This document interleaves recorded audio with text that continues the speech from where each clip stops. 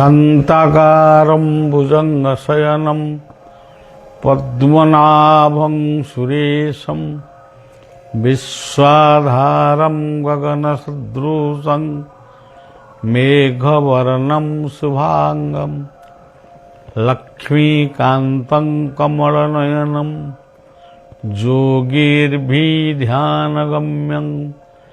वन्दे विष्णुं भवभयहरं सर्वलोकैकनाथं।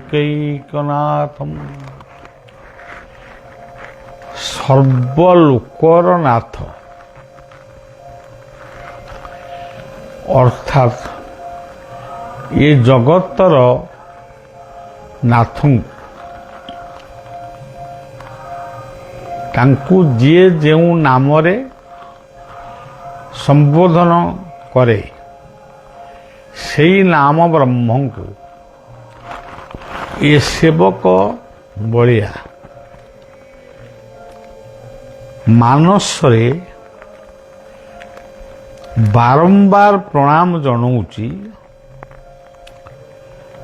मो पाई नुह किंबा यही आश्रम पाई नुह किंबा मो देश भारत बा ओडिशा पाई नुह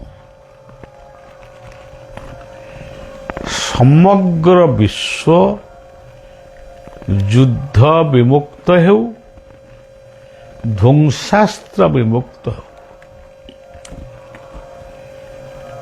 समस्त कूटनीतिज्ञ माने बा शासक माने अहंकार सिंह को दमन करी सेमाने निजकु सत्य शांत विनयर प्रतीक सेमाने सुप्रजापालक हूँ। जदि प्रजा मानंकु दुख आसे जदि प्रजा मानंकु सबुबले कठोर दंडरे दंडित करा जाए प्रजा मानकर अभिशाप मध्य सेमानंकु भोगिबाकु पड़े।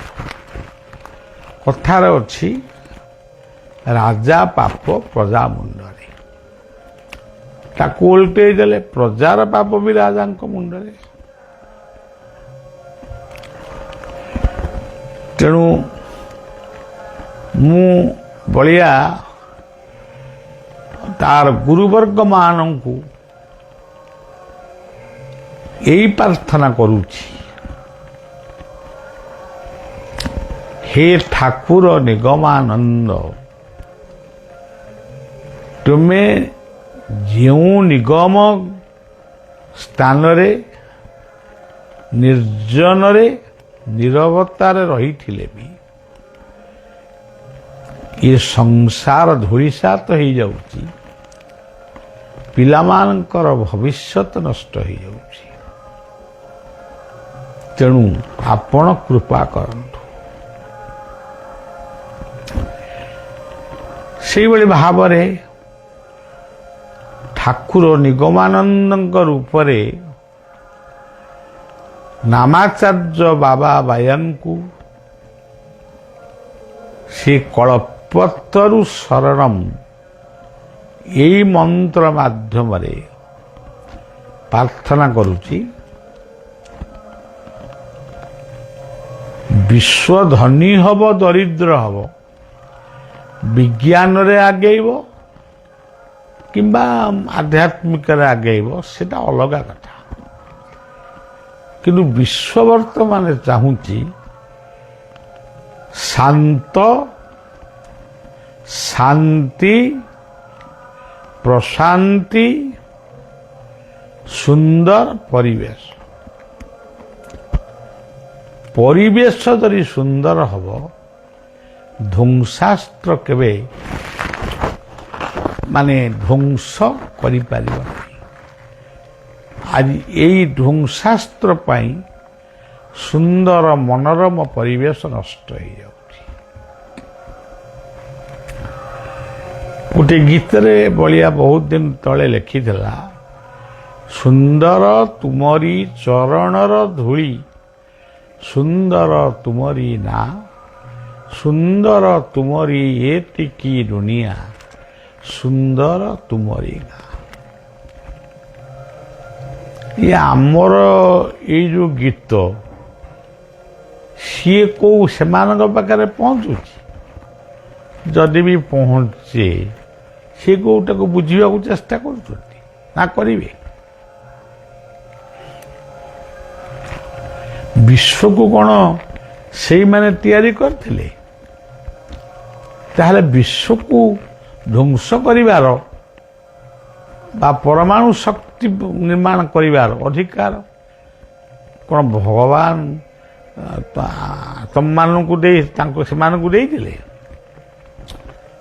ମୋର ଆଧ୍ୟାତ୍ମିକ ଗୁରୁ ଭାରତ ହେଉଛି ସାଧୁ ସନ୍ତର ଦେଶ। ଇଏ କଥାଟା ଆଉ ବିଶ୍ୱରେ କୌଣସି ଦେଶ ପାଖରେ ନାହିଁ। ଭାରତ ହିଁ ସାଧୁ ସନ୍ତର ଦେଶ।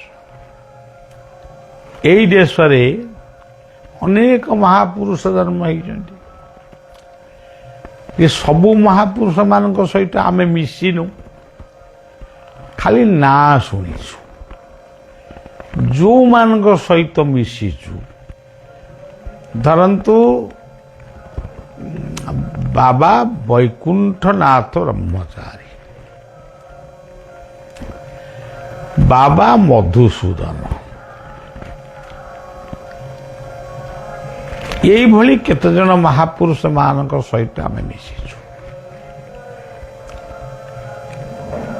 ଏବଂ ଆମରି ଜନ୍ମଠାରୁ ଏଇ ପର୍ଯ୍ୟନ୍ତ ଆହୁରି ଅନେକ ମହାପୁରୁଷ ମାନେ ତାଙ୍କ ଲୀଳା ଶେଷ କରିଛନ୍ତି, କିନ୍ତୁ ଆମ ସହିତ ସାକ୍ଷାତ ହେଇନି। ସେ ଶ୍ରୀ ଠାକୁର ଅଭିରାମ, ଶ୍ରୀ ଶ୍ରୀ ଠାକୁର ଅନୁକୂଳ ଚନ୍ଦ୍ର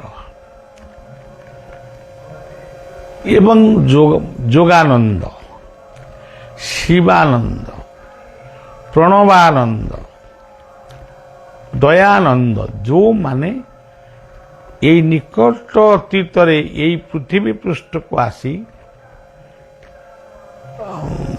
ସୁମାର୍ଗ ଆମମାନଙ୍କୁ ଦେଇ ପୁଣି ସେ ତାଙ୍କର ପ୍ରତ୍ୟାବର୍ତ୍ତନ କରିଛନ୍ତି। ତେବେ ଆମେ କ'ଣ ଶିଖିଛୁ, କ'ଣ ଆମେ ବୁଝିଲୁ? ଆମେ ତ ସମସ୍ତେ ବେଳେବେଳେ ଆମ ପାଟିରେ କେବଳ ଜଗନ୍ନାଥ ବୋଲି ପାଟିରେ ପଶୁଛି।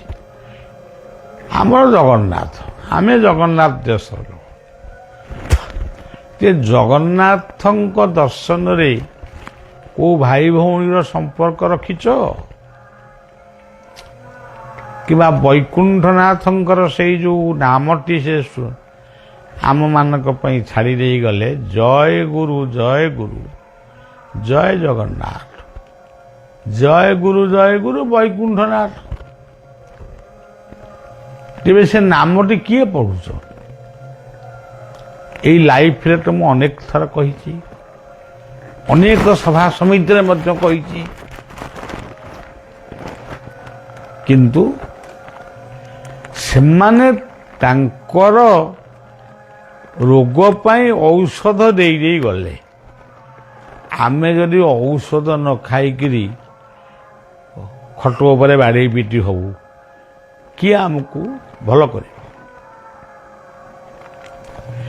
ବାବା ମଧୁସୂଦନ ଗୋଟିଏ ନାମ ଦେଲେ, ଓମ୍ କୃଷ୍ଣ ମଧୁସୂଦନ ବାସୁଦେବ ଜନାର୍ଦ୍ଦନ।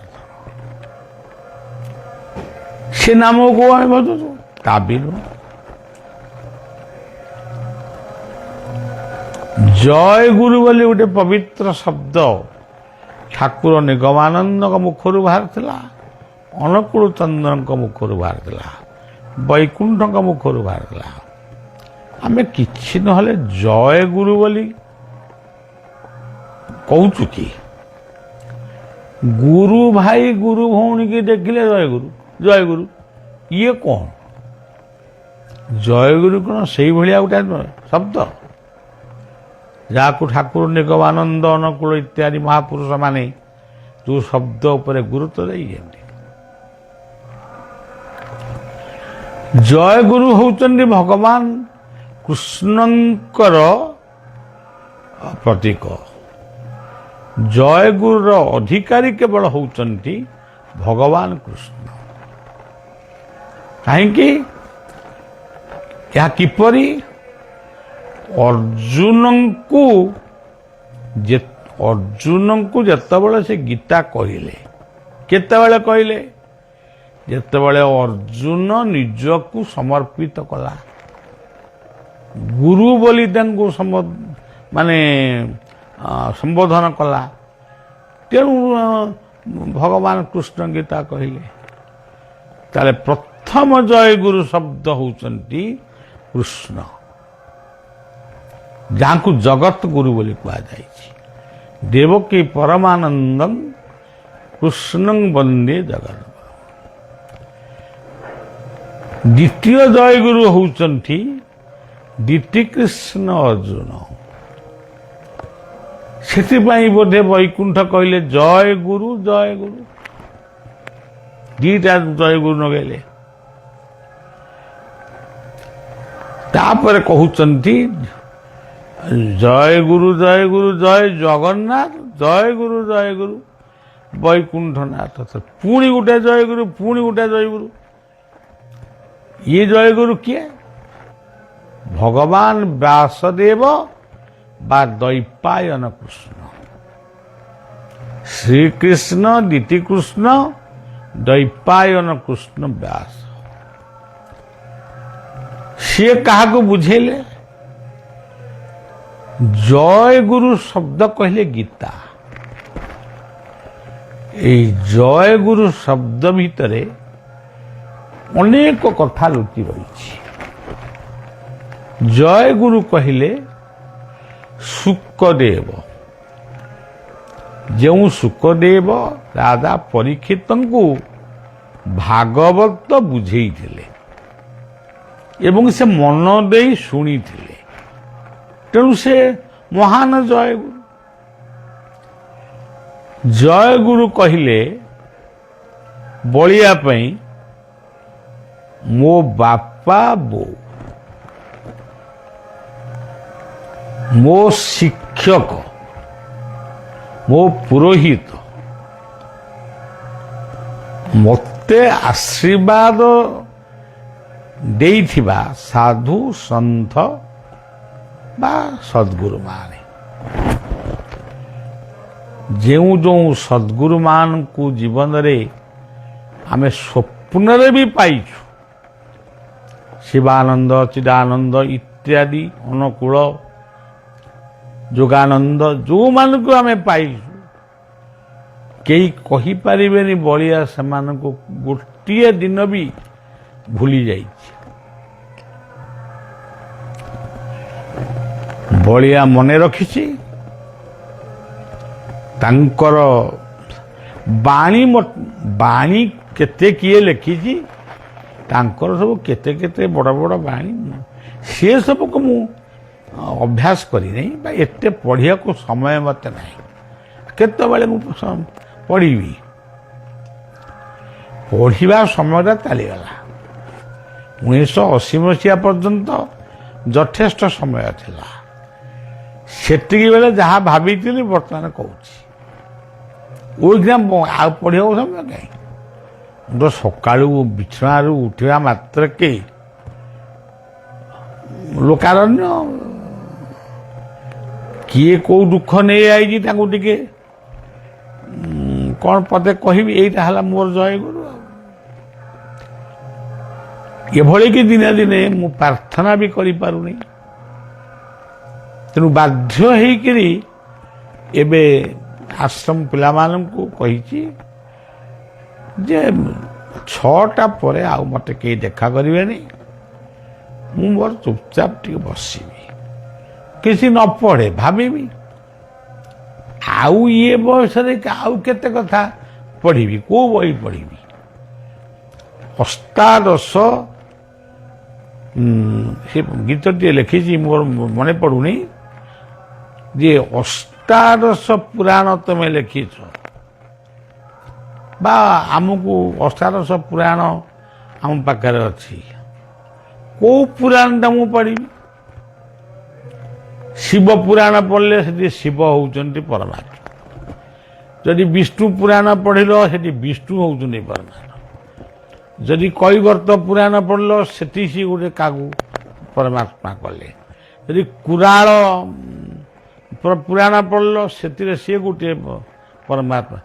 ଇଏ ପରମାତ୍ମାର ଗୋଟିଏ ଏତେ କଥା କିଏ କରିବ? ହସ୍ତାଦଶ ଯୋଗ କରିଛ କେଉଁ ଯୋଗ ସାଧିବି, ପୂର୍ବର ସ୍ୱୀକୃତି ନଥିଲେ ସାଧି ସାଧି ମରିବି। ଏଇଟା ବଳିଆ ଲେଖିଛି। ତେବେ ବ୍ୟାସଙ୍କର ଗୋଟେ ସୁନ୍ଦର ଶ୍ଲୋକ ଅଛି, ବେଦ ବେଦାନ୍ତ ଗୀତା ନାମ। ଏଇଭଳି ଗୋଟେ ଶ୍ଲୋକଟା ଟିକେ ଭୁଲ ହେଇଯାଉଛି। ତାପରେ ସେ କହିଛନ୍ତି ପରୋପକାରାୟ ସ୍ୱର୍ଗାୟ ପାପାୟ ପରପ୍ରିୟ। ତମେ ଯେତେ ବହି ପଢୁଛ ପଢ, ଯେତେ ଘଣ୍ଟି ଘଣ୍ଟା ଶଙ୍ଖ ବଜଉଛ ବଜାଅ, ଯେତେ ଫୁଲ ତୋଳିକିରି ଛିଣ୍ଡଉଛ ଛିଣ୍ଡାଅ, କିନ୍ତୁ ପିତାମାତାଙ୍କର ଆଶୀର୍ବାଦ, ଗୁରୁ ଗୁରୁଜନଙ୍କର ଆଶୀର୍ବାଦ ଏବଂ ଭଲ କର୍ମ କରି ଯେଉଁ କୀର୍ତ୍ତି ଅର୍ଜନ କରିବ, ଭଲ ପରିବେଶ ସୃଷ୍ଟି କରିବା ହିଁ ପ୍ରକୃତରେ ଶିବଙ୍କର ମନ୍ଦିର। ଭଲ କୃଷି କରିବା ହିଁ ଲକ୍ଷ୍ମୀଙ୍କର ମନ୍ଦିର। ଭଲ ଚିକିତ୍ସାଳୟ କରିବା ହିଁ ମହାକାଳୀଙ୍କ ମନ୍ଦିର। ଦେଶକୁ ରକ୍ଷା କରିବା ପାଇଁ ଯେଉଁ ସଂକଳ୍ପ, ସେ ହେଉଛି ଦୁର୍ଗାଙ୍କର ମନ୍ଦିର।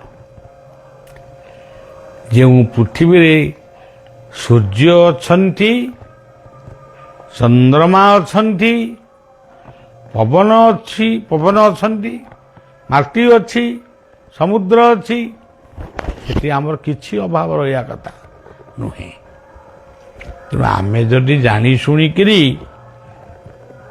ଗଛ ଜଙ୍ଗଲ କାଟିବୁ ଏବଂ ମଦ୍ୟ ମାଦକ ଏସବୁ ଖାଇକିରି ଆମେ ଭଲ ଲୋକ ଗୁଡ଼ାକ ରାସ୍ତାରେ ପଡ଼ିବୁ। ଆମେ ସବୁ ଯିବା ଆସିବା ବେଳେ ଦେଖୁଛୁ ଗୋଟେ ଗୋଟେ ଲୋକ କ'ଣ କୋଉ ମଦ ସେ ପିଇଛନ୍ତି କେଜାଣି, ସୁନ୍ଦର ପୋଷାକ ପତ୍ର ପିନ୍ଧିକି ରାସ୍ତାରେ ଶୋଇଛନ୍ତି। ହସ ମାଡ଼େ। ଏଗୁଡ଼ା କି କଥା? କି ତୁମେ ଭଲ ମଣିଷ ଟିଏ, ପାଠଶାଠ ପଢ଼ିଛ, ପେଣ୍ଟ ସାର୍ଟ ପିନ୍ଧିଛ, ପଇସା ଖର୍ଚ୍ଚ କରି ବରା ତରକାରୀ, ରସଗୋଲା, ପୁରୀ ଏସବୁ ଖାଉନା? ଏବେ ବି ଆଉ ଖାଇବାକୁ କୋଉଠି ମିଳୁଛି କି? ଜଳଖିଆ ଦୋକାନ ସବୁ ବନ୍ଦ ହେଇଗଲାଣି। ଏଇ ଯେଉଁ ଯୁଦ୍ଧ ବର୍ତ୍ତମାନ ଏଇ ଅବସ୍ଥାକୁ ଆମକୁ ଆଣିଲାଣି।